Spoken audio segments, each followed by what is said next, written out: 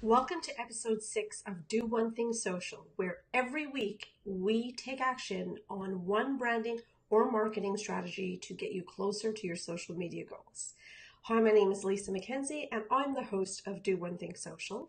I'm also the founder of Mackenzie Moxie Media, where I work with entrepreneurs and authors, and Blissonomics, where I help you discover, define, and monetize your brand.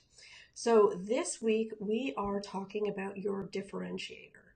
Now, in episode 4, we looked at your brand bio, your brand voice, and then in the next episode, which would have been episode 5, we looked at your brand offer. Now, today we're going to look at your brand differentiator. Now, I love talking about brand differentiators, and I think that we don't talk about our brand differentiator enough. So let me bring up our slide deck. Okay, so in our brand differentiator, we think about the day you started your business. Think about that spark of insight that you had where you looked at the marketplace and you thought, oh, how come nobody's created this? Or how come they're doing it that way? It would be so much easier and so much more meaningful or so much more profitable if they did it this way. You saw something missing in the marketplace and you saw an untapped niche. So with that spark of insight, you thought, okay, well, I'm going to come up with a name for my business. I'm going to create a product or a service. I'm going to pick some colors for my logo, and I'm going to hang my shingle out to my virtual store or my brick and mortar store, and I'm going to open for business. Somewhere in that spark of insight, you thought about how you were different, how your product or service or your brand would be different. But are you talking about this difference in your marketing? Are you talking about it if you're creating videos, are you talking about your differentiator? Or if you are posting through social media, which I hope you are to build your tribe, are you talking about your differentiator, how you're different? And you might be thinking, Lisa, I have no clue even when to start. Well, I want you to channel your previous self and think about, what was it? What was that spark of insight? What was that thing that was missing? And maybe a lot of us start businesses because there's something that we're missing, and we go out there and we search for it. We can't find it. So what was that thing? So think back to that. Secondly, I want you to think about your testimonials.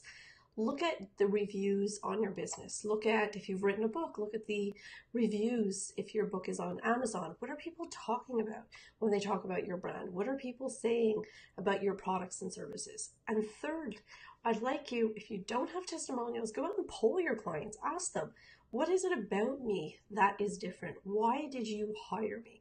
Why are you buying my products and services? That'll give you a lot of insight into why people are doing business with you and your differentiator, of course. Next, what I'd like you to do is ask yourself, what sets you apart from your competition? How and why do you stand out? And give yourself some time with all these exercises concerning your brand. This is foundational stuff. This is not wasted time. This is not going out on a blitz and thinking about your brand and it has no effect on anything you're going to do in the future. It has effect on everything that you're going to do in the future.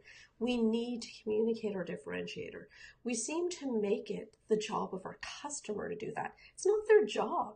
By the time they try to figure out why you're different and compare you, they might move on to your competition. And you don't want that to happen. If it's someone who aligns with your brand and your brand values, then you want them doing business with you.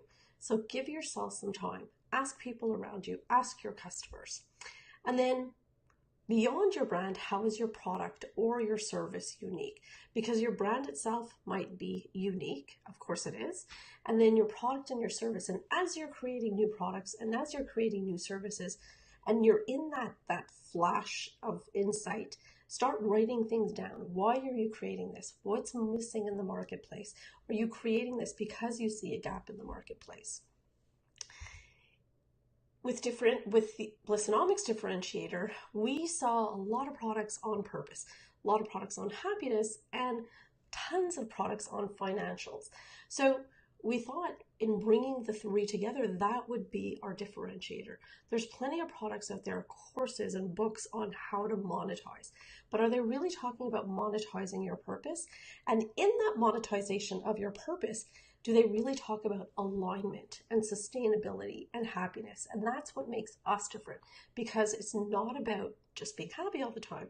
It's about finding that purpose and creating a living and designing a life from this purpose, and making sure, again, that every step of the way it's aligned with your purpose and it is sustainable. It's not something that we're going to do for a couple of days or a couple of weeks.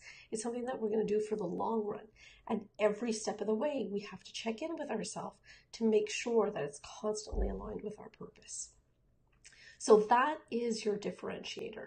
And if you have any questions, please write them on Facebook, on our website, anywhere that I can help you. Give me a little bit of context and I can help you find your differentiator. Thank you so much. And next week in episode 7, I'm having a hard time remembering all these episodes. So episode 7, we're going to be talking about your visuals and pulling all this branding together with your brand voice, your brand offer, your differentiator, and your visuals. So I look forward to seeing you next week on Do One Thing Social. Thank you.